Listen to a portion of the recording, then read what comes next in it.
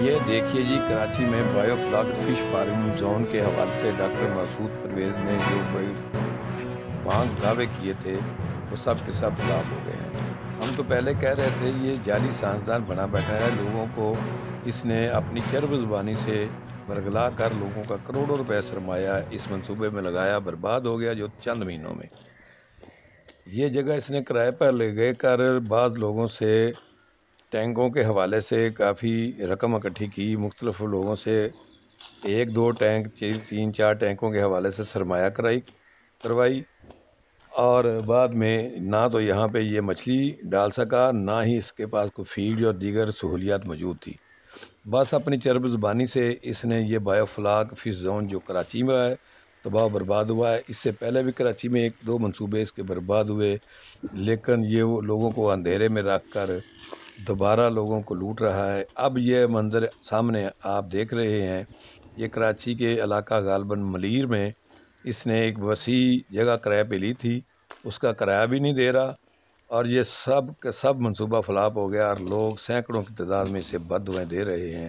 یہ دیکھ لیں، جو ٹینک بنے ہوئے تھے اس میں کوئی مچھلی نہیں ہے، نہ اس کے پاس مچھلی کا بچہ ہوتا ہے، نہ اس کے پاس کوئی فیڈ ہوتی ہے، بس یوٹیوب پر بیٹھ کر لوگوں کو ورگلاتا ہے اور نئے نئے منصوبوں کے حوالے سے سرمایہ کاری کی دعوت دیتا ہے، اور لوگ بیچارے اپنی کم علمی کی وجہ سے اس کے چنگل میں پھنس جاتے ہیں اور اپنا جمع پونجی سرمایہ سب برباد کر بیٹھتے ہیں۔ یہ دیکھ لیں، کسی ٹینک میں کوئی مچھلی نہیں ہے۔ بایو فلاک سسٹم کے ایسا کہتا ہے میں ماہر ہوں کہ پوری دنیا مجھ سے سیکھ رہی ہے، حالانکہ یہ پوری دنیا کے کیا اس کو خود کچھ علم نہیں ہے۔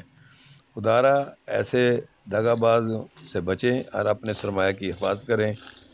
یہ دیکھیں، کراچی کا پورا جو ہے نا سارا بایو فلاک فش زون کے حوالے سے یہ اس کی ابتدائی تصویریں دکھلا کر لوگوں کو پاکستان بھر میں سے لوٹ رہا تھا۔ کراچی کے پہلے بھی ایک دو منصوبے اس کے 30 ٹینک والے تباہ برباد ہوئے، لیکن سادہ لوگ نئے مزید اس نے پھنسا لیے، اور یہ ایک بڑے منصوبے کا فریم ورک بنا کر اس نے اس کے علاوہ پاکستان سے کروڑوں روپے لوگوں سے لوٹے ہیں۔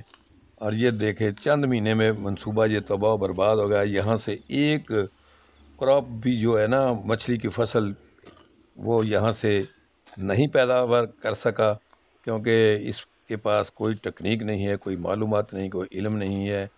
مچھلی بھی اس نے یہاں سے نہیں پیدا کی، اور نہ ہی یہ اس کو کامیابی سے چلا سکا ہے، کیونکہ یہاں کے ٹمپریچر کے حساب سے اسے معلومات ہی نہیں ہے، تو یہ کیا کرے گا؟ صرف لوگوں سے ابتدائی طور پر پیسے لے کر لوٹ لے۔